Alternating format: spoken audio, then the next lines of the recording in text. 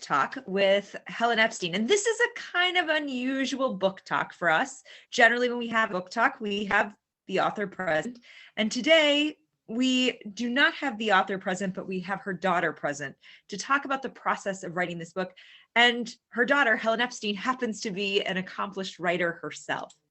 Before I jump into introducing Helen, I want to introduce myself. My name is Ellie Gettinger. I'm the Education Director at Jewish Museum Milwaukee, and you are at a virtual book talk of Franci's War with Helen Epstein. So thank you guys for joining us. I ask for you to give us patience and respite if there are any technical glitches today. As we all know, Zoom is a complicated monster that we kind of hope works well and generally does. If you have any technical challenges, please feel free to use chat, throw them in. You can chat to me or to Cassie Sackett, who is our fabulous admin who's running the back end of this meeting today. And we'd be happy to help kind of make sure that everything's going right. This would be the moment normally at a program when I tell you to silence your cell phones. Instead of doing that, we're going to keep you on mute. But please feel free to throw questions in chat, both about the technical side of things and about the presentation today, and we'll make sure we get to them. For the best possible experience, you probably have your presentation on speaker view. That's going to look like one big person in the middle as opposed to the Brady Bunch or Hollywood Squares style view. And we know many of you have already made a donation or are members of the museum. We appreciate all of your support. If you'd like to support the museum, Cassie's going to throw a link up in the chat, and you can support us there. We just sold our last copy of Franci's War, A Woman's Story of Survival at Jewish Museum Milwaukee's online store.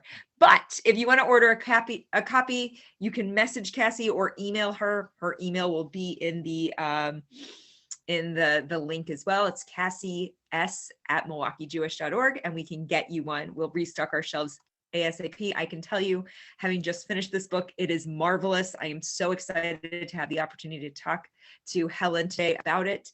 And I think as far as Holocaust memoirs go, it is really approachable for a number of reasons, which we'll talk about today. Now, it's my pleasure to introduce Helen. Helen Epstein, before we get into her fabulous credentials, which are amazing, really has been such a guiding light for Jewish Museum Milwaukee. I know my colleague and friend Jane Avner is on here.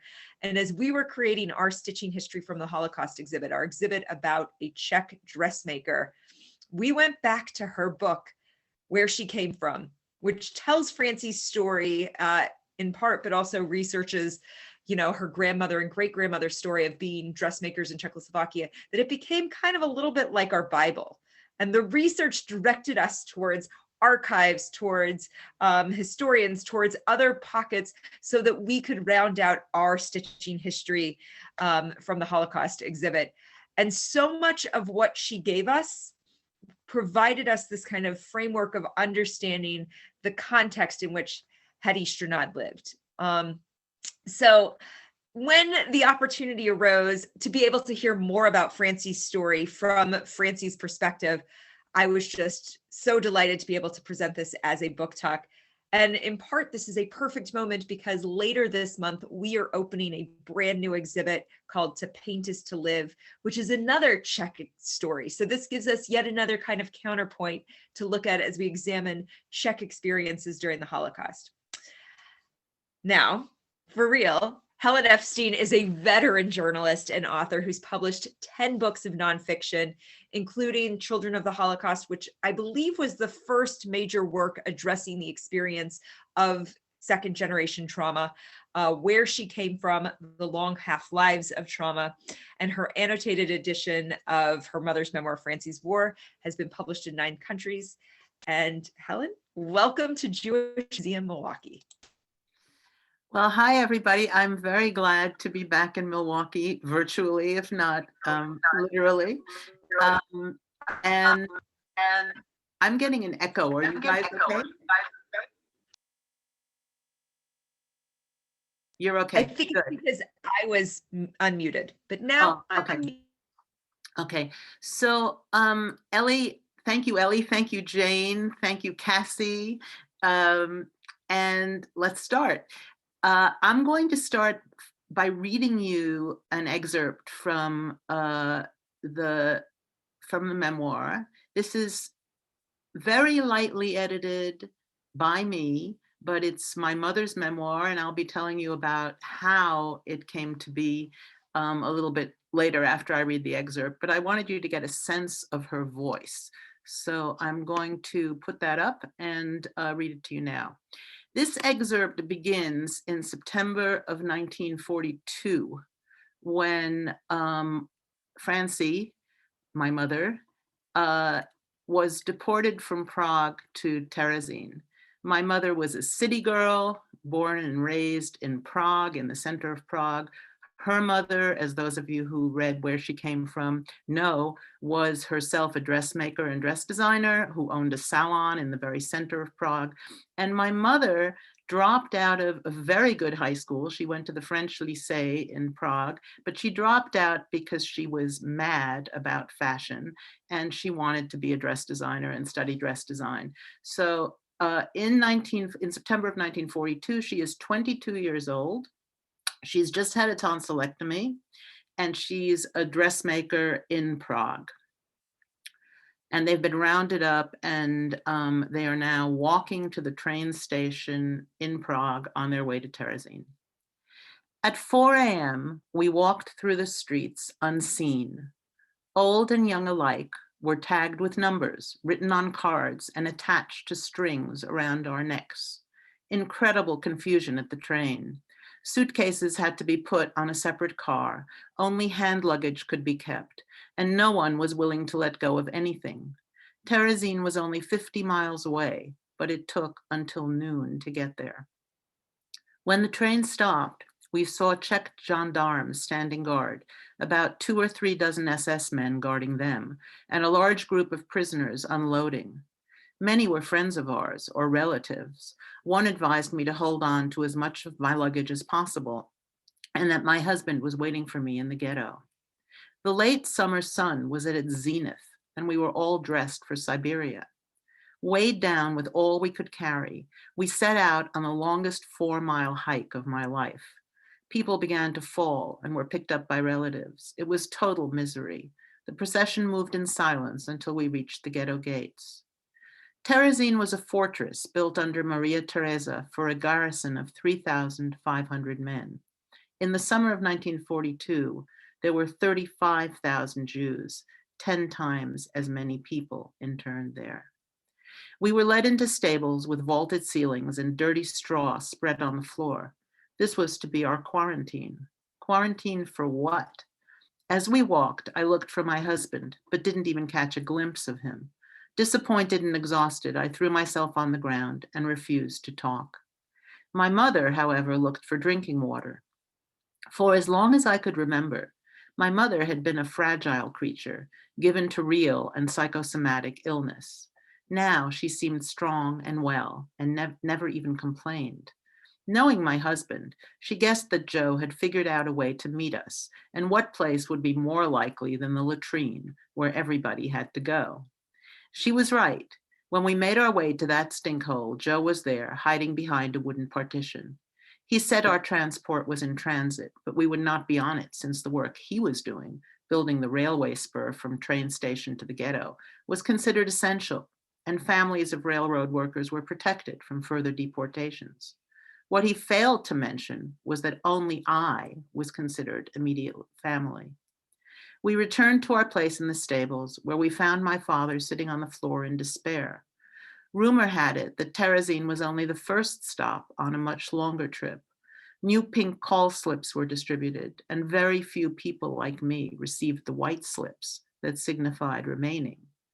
I tried to assure my parents that Joe would fix things, but I believe that my father died at this moment. Very little was said during these hours of waiting. I hoped that by some miracle, Joe would find 2 white slips to save my parents. Another day passed. Sure that it would be senseless to weigh themselves down with all their bundles, my mother dressed warmly and decided to take only a small bag with some food for the trip. I was to keep everything else with me in Terezin. Then she calmly told me, "You are a grown woman now, and your place is with your husband. Your father and I have had our lives. Your life is before you." The call came to line up for the march back to the train. Silently, we said goodbye. We kissed. I begged to let me go along too, but heard a firm and quiet no. My parents walked away from me, each holding one handle of their little food bag. They never looked back. An excruciating pain shot through my whole body, and I squatted on the floor. I could not stop weeping. I think I'll stop here. I was going to read you another section, but I think, I don't know, I have a sense you're going to have a lot of questions. So why don't we stop here? And Ellie, why don't you start?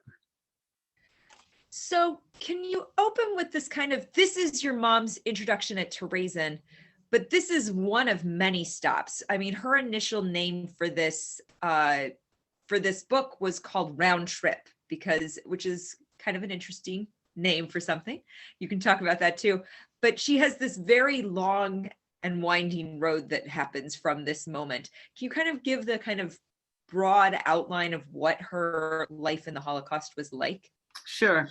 So some of you may remember that the Germans invaded Czechoslovakia in March of 1939. So that was before the official beginning of World War II, which was the invasion of Poland 6 months later. And so my mother had been subject to the Nuremberg laws. So she lost her salon. She and my grandmother had to give their salon over to one of their employees. They had a front, essentially. And she illegally worked in the salon for a year and a half, and then that became too dangerous. And then in September of 42, she was sent to Terezin. Her parents were sent on to the east and were murdered by gunshot in the east. They were thrown into a communal pit in the east. And she lived with her husband in Terezin. Her husband was a very, how do I put it, adventuresome kind of guy who took a lot of risks. And he took one risk too many, and he was arrested by the SS and put in the small prison, which is right near Terezin, if you've been there. And so she was left by herself. She had a cousin. She had two cousins in Terezin, and she also had a very, very close friend who was her bunkmate, who was from Germany. And then she was sent to Auschwitz, and she was in Auschwitz for a couple of months. And she was very, very lucky to have been put on the first transport out of Auschwitz of women, of Jewish Czech women, and with a group of about 500 women, many of whom she by now knew quite well. They were sent to a work camp outside of Hamburg, Germany. And there, in order to be selected for this work detachment, they had to pass another selection in front of Dr. Mengele. And in that moment, my mother, who had been really surviving in Terezin and in Auschwitz by supplementing her rations with food that she got by sewing all kinds of things, repairing clothes, turning blankets into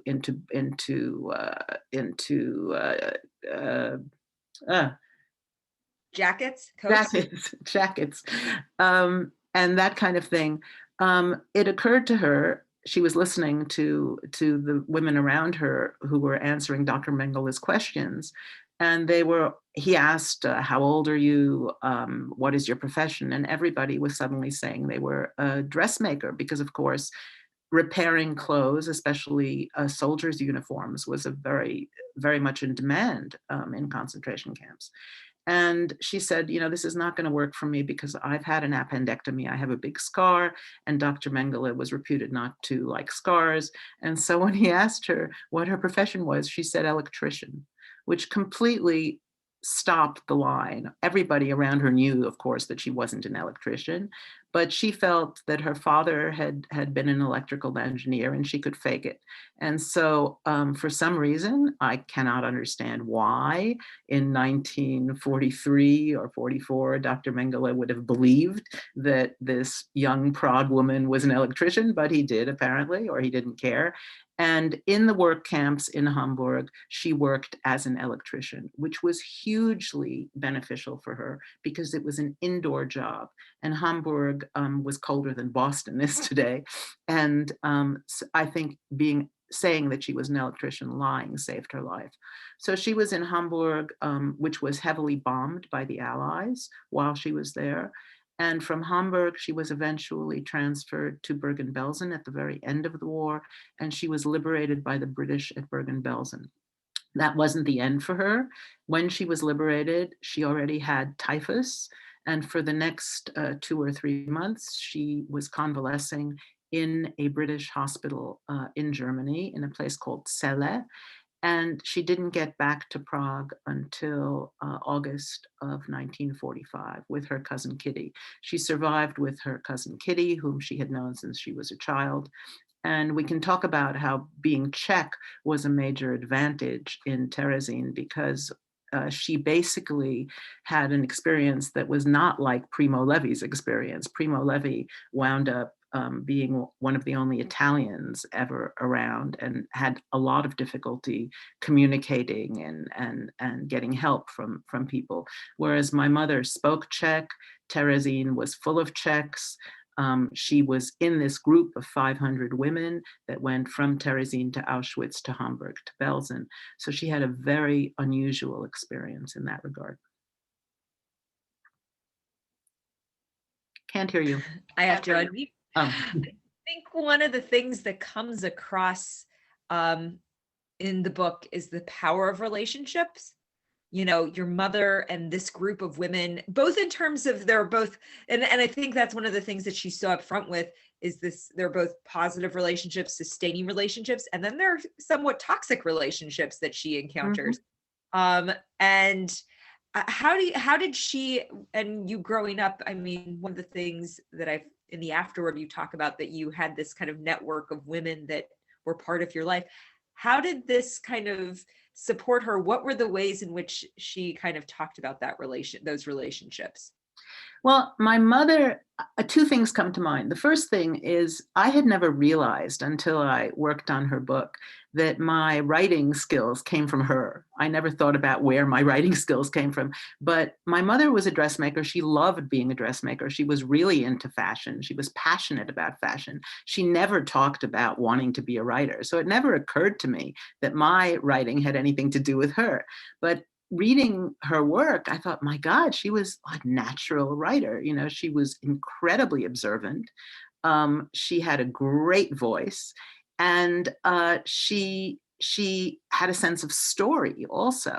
So that was one thing. The second thing that strikes me immediately in response to your question is that she had been an only child. She was a very lonely, only child. Her parents did not have a great marriage. They were constantly trying to kill themselves or each other.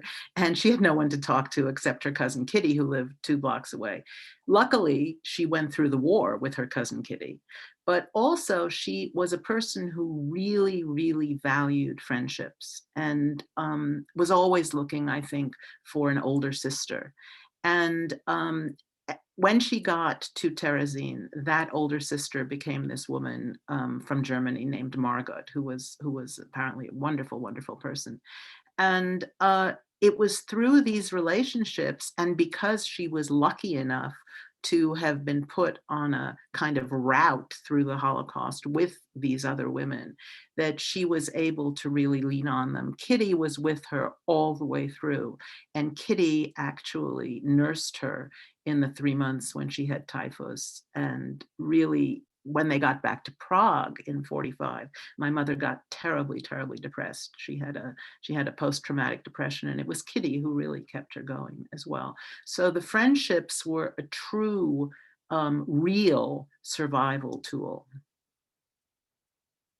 And one thing before we jump back into the actual narrative, when did you first know that your mother had written a book, and when did you first read it? And it has kind of a long and winding road, the book's publication itself. Right. So how did we get from there to here? What were the pitfalls that you guys ran into as you worked to get this published? Well, in what language did she write it? That was okay. So my mother, as I said, had gone to French schools. So her natural language, the language of the place she grew up, was Czech. So she always spoke Czech. In school, she learned French. Her parents spoke German, so she was trilingual as a child. And then she fell in love with English. She used to go to American and British movies, and she decided to learn English when she was 15 or 16 years old. So her English was really very good when she arrived in America in 1948. And she was also very skilled with languages. And so she wrote the book in English on an English typewriter. My brothers and I have two brothers, both younger than I am, and they were in the house when I was in grad school, and they have no idea when she wrote it. My mother and father both had extensive correspondences, which they typed on the typewriter. So the typewriter was often in use. It was not unusual to hear a typewriter going. And my brothers have no idea when she wrote it. I have really no idea when she wrote it. I think it has something to do with being interviewed for one of the first Holocaust oral histories, which was conducted in 1974 by the American Jewish Committee. And I was in journalism school in 1970-71, and one of my professors was one of the funders, the big funders of this oral history. And he asked me whether I would interview my parents for it. And so I interviewed them for it. I was very young. I was, 24 or 25. I was a terrible interviewer, and I kept cutting them off. I mean, I read the transcript now and I'm just appalled because I could have learned so much more. But I was nervous. They were nervous. Nobody had done this before. And I have my theory about when she started it and why she started it would be that she was so frustrated with my interview of her, that she said, oh, I'm going to just do this myself. Now, at about the same time that she was doing this, I think, I had graduated from journalism school and I was freelancing. And very soon I realized I wanted to write about children of Holocaust survivors. I had gone to college in Israel, in Jerusalem, and there in Jerusalem, I had met children of survivors from all over the world. And I thought, this is something to write about. I also had a job in Israel. I worked for the Jerusalem Post on a part-time basis, and I started writing things that were related to kids of survivors in the late 1960s. So by the time I finished journalism school and was freelancing, I was ready to do this. And in 1976, the New York Times Magazine, for which I had been writing, commissioned me to do a piece on children of Holocaust survivors. And that came out in June of 1977. And that gave the impetus for my first book. So I was totally involved in my stuff, and I wasn't paying too much attention to my mother. Meanwhile, my mother had a clientele of very interesting women in New York City. When she came to New York as a refugee, her first client had been Jarmila Novotná, who was a famous Czech soprano who had come to New York and had started singing at the Metropolitan Opera. And through Jarmila, she got a lot of opera singers and actresses and rich women who were on the board of the Metropolitan Opera. And so one of her clients was a literary agent. And she showed what she had written to the literary agent without telling any of us. And she got back something like 15 or 20 rejections from publishers. And this was a bona fide literary agent. And she was very disappointed. And it was at that point that I remember that she told me about this manuscript. She showed me the manuscript, which was typed in English on onion skin paper. It was about 200 pages long. I have to say, I didn't really get into it because it was about stuff that I had known about since I was a kid, which is, I come from a family where my parents talked about their war experience. And not only did they talk about it, but all of their friends from the war used to come to the house and they used to talk about it. So I had actually met many of the characters in her memoir. This was not news for me. This was not unusual. And also, I was in my 20s. I was totally focused on making my own way in the writing world. And this manuscript had been rejected by 20 publishers. What was I going to do? So my mother said, why don't you just use it in your work as a source? I said, fine. And I really didn't think very much about it. I didn't think of my mother as a writer. I thought of my mother as this fashion person. So I used it very briefly in Children of the Holocaust, and I used it much more in Where She Came From. But each time I used it, I marked it up and then I put it away with the rest of my research stuff.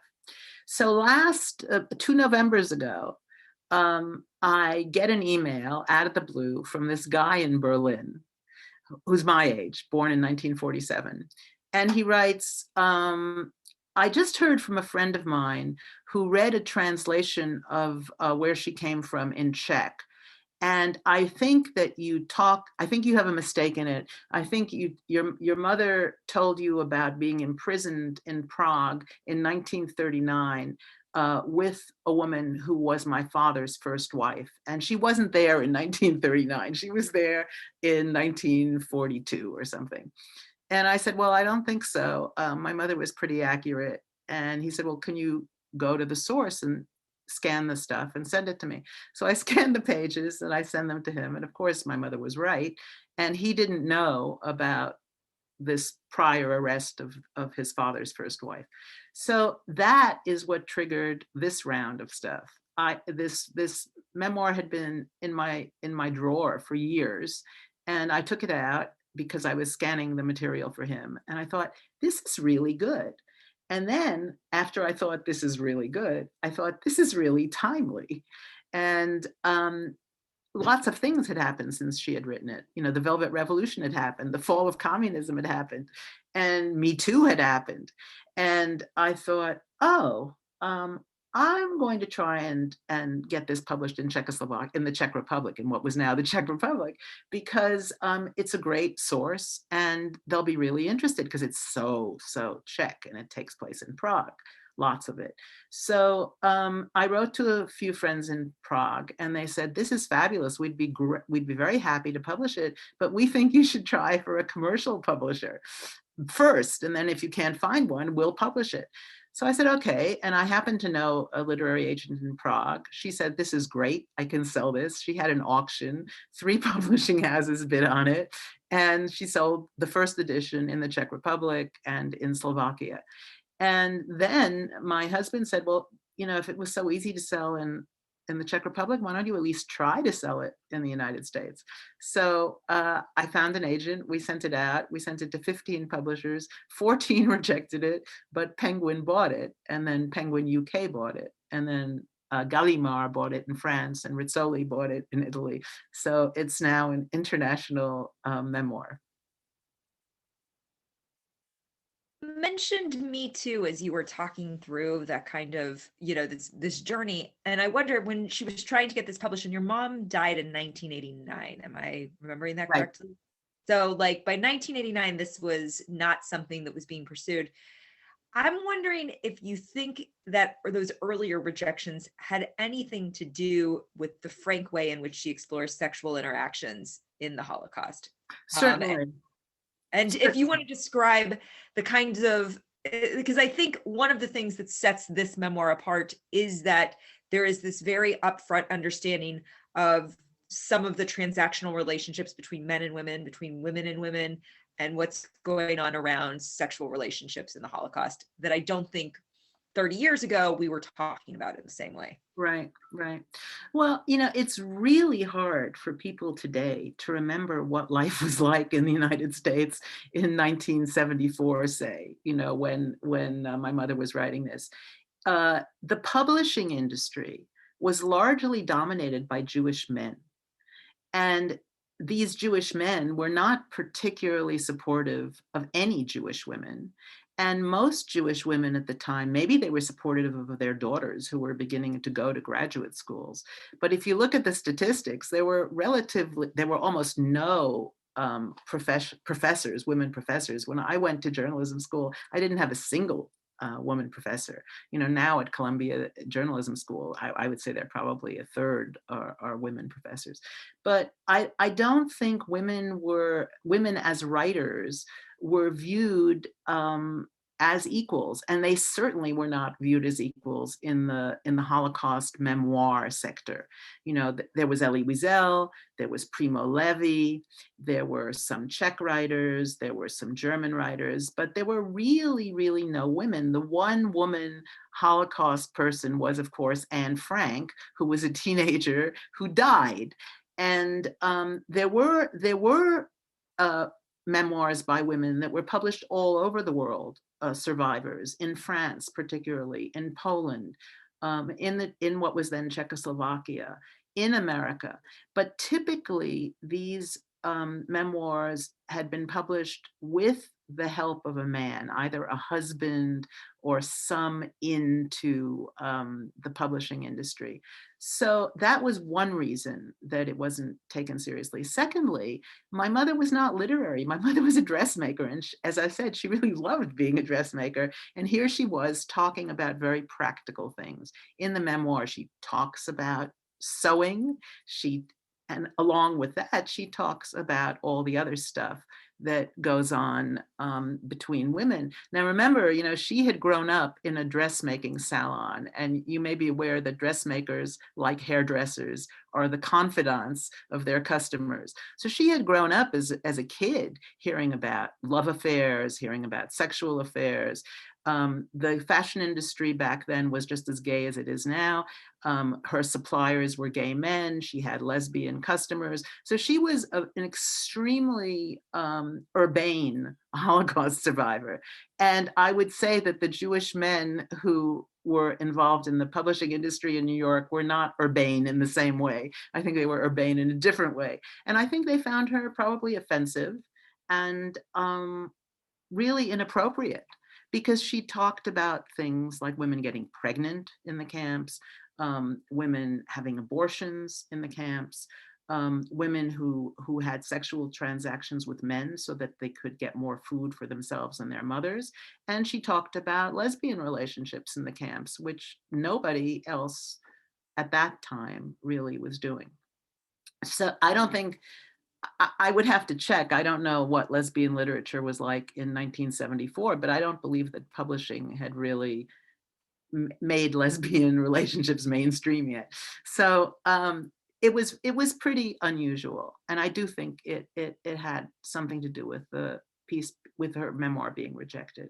I didn't realize any of this at the time. I mean, I can say all of this now, thinking back, and I did look at some of the statistics, how many women were in medical school in 1974, or were in journalism school, or were in the publishing industry. Things have changed a great deal. One of the other things that I found so fascinating in the book is her descriptions are there's something that's very practical about them. You feel like they're matter of fact. You see the world as she's seeing it. And in particular, she gets into a lot of the kind of identity issues around life in Terezin. This is a good moment to read that second section that go for it. Yeah. Let me, because it's when her parents are taken away, and she gets put in the barracks, and she talks about she gets put in this terrible, the newcomers had to do very hard jobs the first 100 days, and she was assigned the night shift of a barrack, which she describes as overflowing with old, sick, and demented people. There was no time to explain my duties. There were 2 epidemics going on, dysentery and typhoid fever. The stench was overpowering. I worked 12-hour shifts. And now here she goes into this description of the kind of sociology of her immediate surroundings in Terezin. I was assigned sleeping space in a large barrack with 3 tiers of double bunks that held some 72 women. My bunkmate was Margot from Breslau, who became her close friend. Margot explained that she worked as a seamstress in the children's home. After only 5 weeks, she had worked out a certain routine and seemed, to my amazement, quite happy. Above me was Mrs. T, the wife of a wealthy jeweler from Prague. She was a convert to Catholicism who never missed her prayers and seemed to regard herself as a Latter-day Saint. Below me was the 16-year-old granddaughter of the chief rabbi of Bohemia. Her mother was the room elder, and both were lovely, gentle human beings. Below Margot was an enormously fat and funny spinster from Frankfurt, Germany, who entertained the whole room with her earthy sense of humor. Above Margot was Mrs. G, a former customer of my mother's, who talked nonstop about the furs, clothes, jewels, and other priceless possessions she had abandoned in her exquisite villa in Prague. I'll stop there so we'll have time for questions. But that gives you a sense of the sociology of the place. And there were several things that I think that when we talk about the Holocaust, we don't address, is this idea that someone who had converted to Catholicism is there with her. Right. There's another part where she talks about going to a Catholic mass in Terezin. And I think that's something that generally when we talk about the Holocaust, we don't consider. And there are a number of people that she encounters who have their personal identity is not a Jewish identity. Their personal identity is either agnostic or assimilated or in some cases Christian. How do you think this picture that she paints opens up our understanding? What are the ways, and what are the ways in which her own personal identity impacted her ability to survive? Well, I think when we talk about Holocaust memoirs, so often we think of them in terms of the territory that Elie Wiesel has laid out, which is a territory that describes traditional, observant Jews.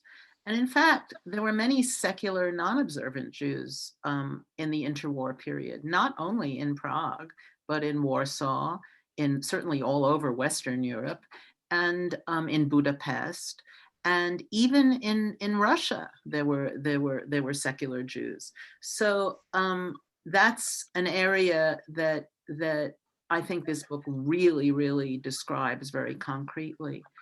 What was the second part of your question? How did her personal identity, what are the ways in which she could navigate the Holocaust, because she was assimilated, she was schooled, all of those. Multilingual. I think it was very helpful to her because she basically had very few prejudices going into the camps. And certainly going out of the camps, she had no prejudices because she had really seen everything. And I think she was very non-judgmental, which is another great thing for a writer to be. If you're a judgmental writer, you tend to alienate at least some part of your readership. And my mother just kind of describes everything without passing judgment on it. And I think that came from her childhood as a very cosmopolitan young Prague woman. I think also there's something about that she is also willing to expose her own warts. The episode I'm remembering or I'm thinking of is when she knows that she's done something wrong. She's led the Nazis to the cache of food that's been organized. Preserved cherries. And she eats cherries. And you know what? She doesn't have to tell that part. We could have all felt incredibly sympathetic for her in that moment, thinking she couldn't have not led but the fact that she eats the cherries and she tells you about eating the cherries, right? It felt like a really hard thing for someone to tell about themselves. Right. She was a very frank person. And I have to say something else. I think there's a huge difference in my experience between survivors who went through psychoanalysis and those who did not. There are very few who went through psychoanalysis. The other one is Fania Gottesfeld-Heller, who wrote a fantastic book about being hidden during the war. And I think women who have been through psychoanalysis, because they've gone through the story so many times with their analyst, they're better able to come to terms with what they did during the war and what other people did during the war. And again, non-judgmentally. So in writing the book, she's writing about people. Some of them, as you identified later in the notes, are historically, people who have a number of historical data points around them, that this is not their only time in which they appear in memoirs, in historical documents. And yet she chooses to change everyone's names. Why do you think she made that choice? And why did you choose to maintain that choice in publishing? Well, remember, she was writing this in the early 1970s. So I was in my 20s, but my brothers were younger than I was. And many children of Holocaust survivors were still teenagers. And I think that survivors have the same feeling of loyalty to the people who they were with during the war as buddies from armies do. And there are certain things that went on that they will not pass on to other people. And I think my mother felt that she was already divulging a tremendous amount of stuff, and she certainly didn't want to name names or embarrass anybody. So not only did she change a lot of the names, she changed the name of the place where she was in Hamburg. And I had to figure out, I had to go back as a journalist and say, well, where was this? What was the real name? Because when I started doing the research, my German sources told me there was no place like this. I said, uh-oh, that's not good. For a memoir, it's got to be the real place. And so I actually found her registration card in the work camp where it was. So that name I chose as an editor to revert back to the original name. I didn't use her made up name. But the others, have retained pseudonyms. I'm wondering what everybody else is thinking, what other questions people have. Do we have questions in the chat? I've been fielding some of them are coming to me privately. So so you're asking them. Okay. But I am, but I would say, yes, everyone, please throw your questions. I will point to Amy Shapiro, point after your comment about, in the 1970s, people weren't talking about lesbian relationships in the Holocaust. Her point, and she is a professor at Alverno College, which is a fabulous local university that is a women's school. And Amy, you can correct me if I'm wrong in there. But she says, and she is a scholar of the Holocaust, she says nobody is talking about lesbian relationships in the Holocaust today. And there have been a lot of issues raised regarding this, but it's still taboo. And that, so I think there still is this question of like where we go. I know that one of the issues around those books, the Silke's Journey and the that came out a couple of years ago, or the Tattooist of Auschwitz, that lady who writes these big buzzy novels, is that when there was this sense not about a lesbian relationship but about a transactional relationship in the Holocaust, that there was a lot of pushback from the family that said, no, that's not how this went, and that a lot of families don't want that kind of representation of their stories. I know in listening to survivors in Milwaukee, I've heard many of their stories, and very few of them, even if, and as women especially, that you're like, there probably is a sexual element here, but we never, I don't think in any of the videos I've seen of them, of any of the times that I've seen them talk, they get into it, because it is just this sense of, we can't talk about that.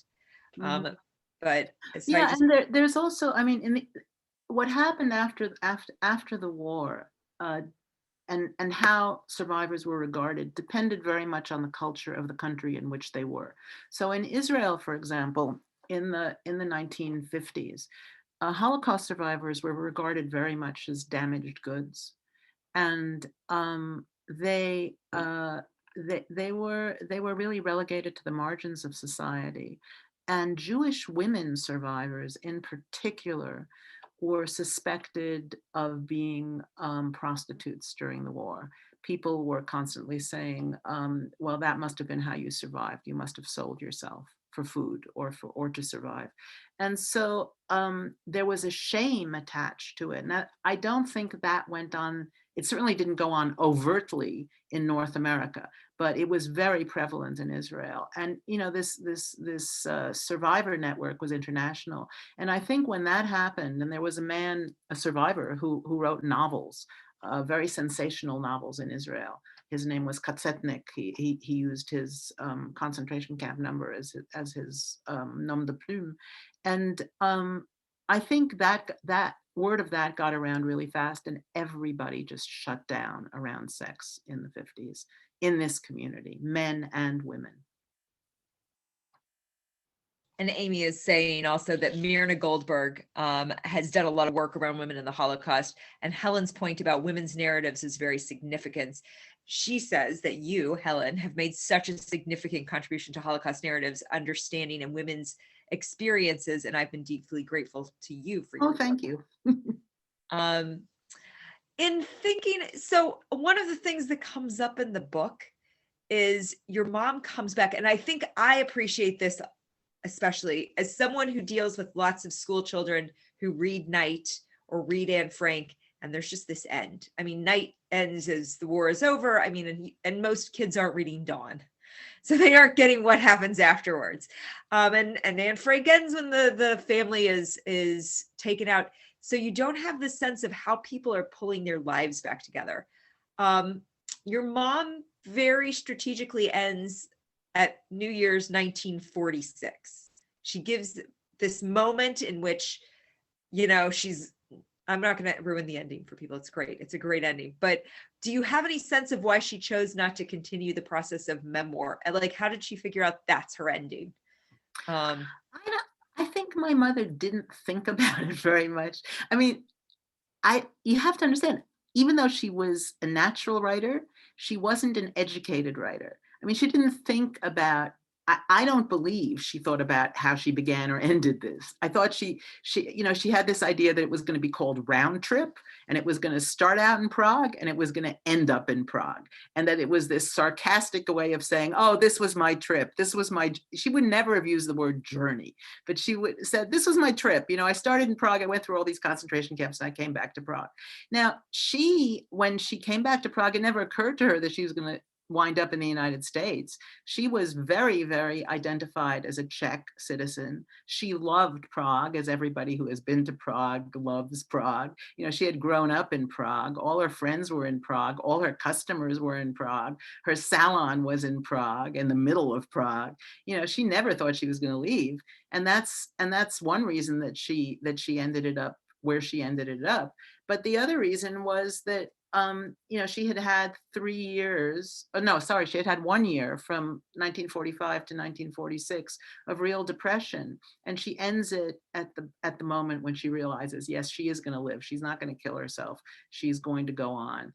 And that's why she ended it where she ended it.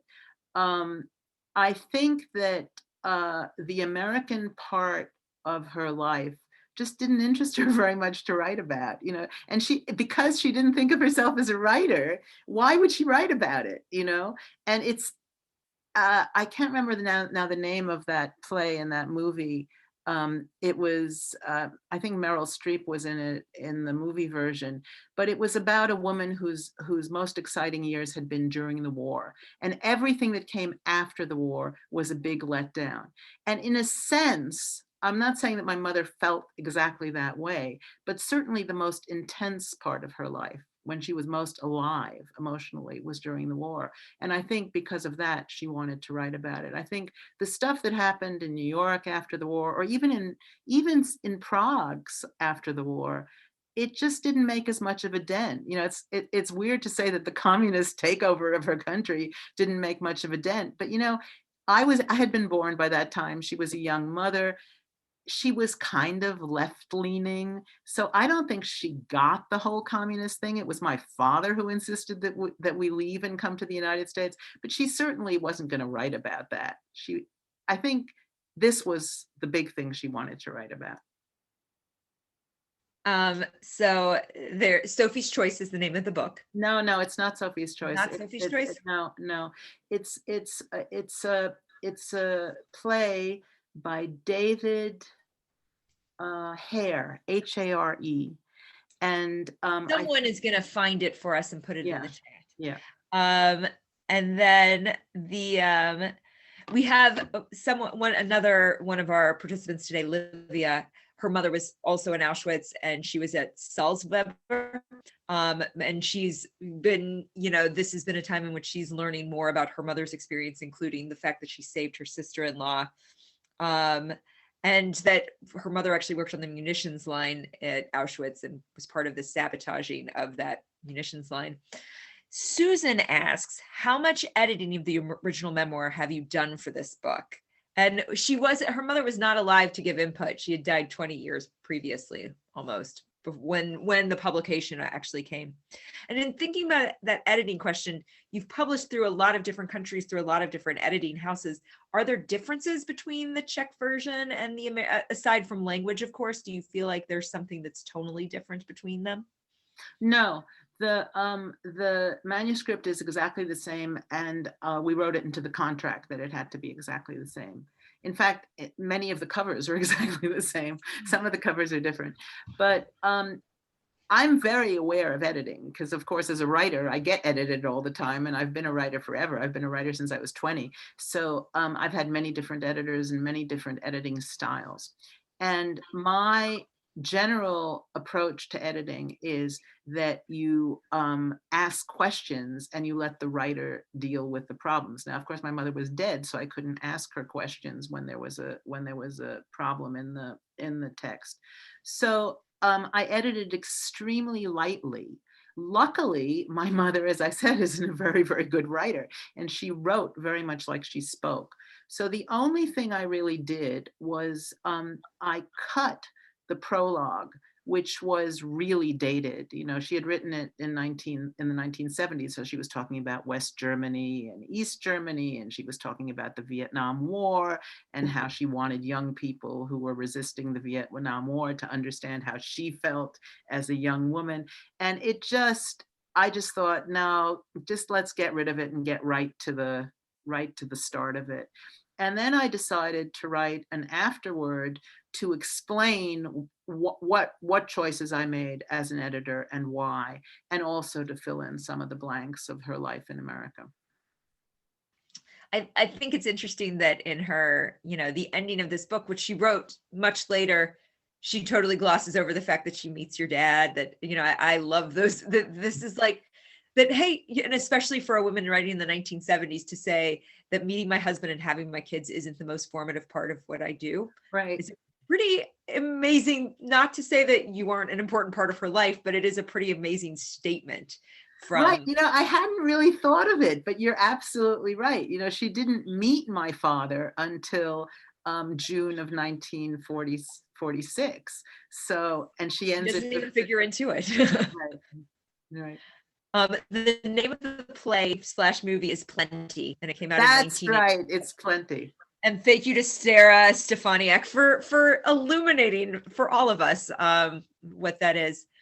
As we're kind of wrapping up here today, Helen, is there anything in thinking about, we just celebrated or commemorated Holocaust, International Holocaust Memorial Day. Are there things going forward that you who've been so imbued in understanding Holocaust experiences, particularly from that second generation, what we are carrying at this point and how we carry forward Holocaust memory as we get further and further away from the Holocaust itself, from survivor experiences? I think as more and more researchers get involved in it, because of course, at the time that my mother wrote this book, there were barely any real Holocaust centers across the country, and there were very few Holocaust studies in universities. And so what's happened in that interval is that so many more researchers have dug into the material. So what's interesting? I think what interests me most are two areas. And of course, quite apart from the researchers, they're the personal descendants of these people. They're the grandchildren of Holocaust survivors now, many of whom are superbly schooled and are great researchers and are great writers. So they're digging into this material too. The two areas that interest me the most are, there's there's been relatively little attention paid to those Jewish Holocaust survivors who survived the war in the Soviet Union, or who were from Western or Central Europe and who were deported to the Soviet Union. So you have the Russian Jews who are already in Russia, and then you have the other Jews who either fled to Russia or were deported to Russia. And there's relatively little written about them. Then there is relatively written about the entire gay community in the Holocaust. And these include men as well as women. You may not know, many of the people listening may not know, that one of the heroes of the Czech Jewish survivor community was a man who was in charge of the children in Auschwitz and in Terezin. His name was Freddie Hirsch. He was not Czech by origin. He was a German Jew, but he came to Prague and he worked in Prague before the war. And he was gay. And there is relatively little known or written about him. And again, you know, the survivor community, especially the Czech survivor community, closed its ranks and basically idolized him and didn't want anything to sully his reputation. And you have to remember, you know, in the 1940s and the 1950s and the 1960s, and even into the 1970s, to call somebody a homosexual was to sully their reputation, not only in the United States, but even more in Europe or in Israel, which was very puritanical at the time. So during this time when good research could have been done and interviews could have been done, nobody was talking, everybody shut up.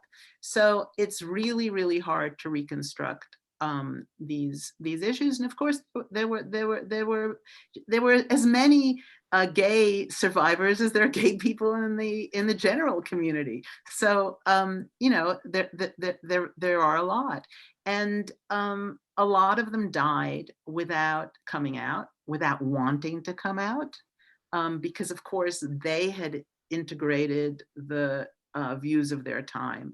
And so it's a real dilemma for historians, especially since most of these people, the overwhelming majority of these people, are now dead.